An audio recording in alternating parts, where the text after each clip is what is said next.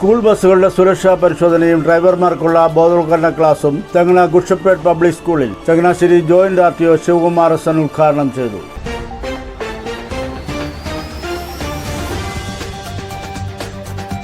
ഏറ്റവും സുരക്ഷിതമായിട്ടുള്ള നല്ല ഒരു അധ്യയന വർഷം ഉണ്ടാകുന്നതിനായിട്ടുള്ള ശ്രമത്തിലാണ് നമ്മളെല്ലാവരും. വിദ്യാഭ്യാസ സ്ഥാപനങ്ങളിലെ വാഹനങ്ങൾ എന്ന് പറയുമ്പോൾ ഏറ്റവും പ്രധാനപ്പെട്ട ഒരു സംഗതിയാണ്.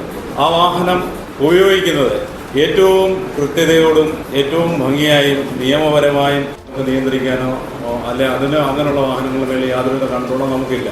നമ്മൾ ഉപയോഗിക്കുന്ന വാഹനത്തിലുള്ള നിയന്ത്രണം മാത്രമാണ് നമുക്കുള്ളത്.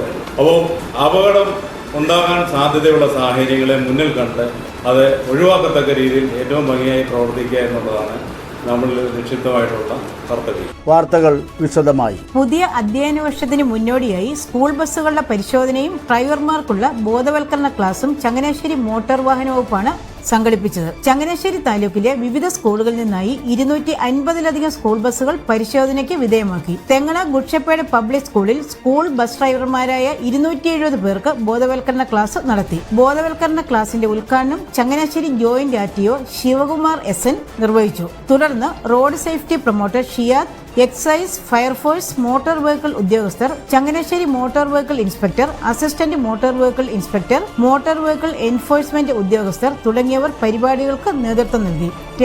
ന്യൂസ് ചങ്ങനാശ്ശേരി.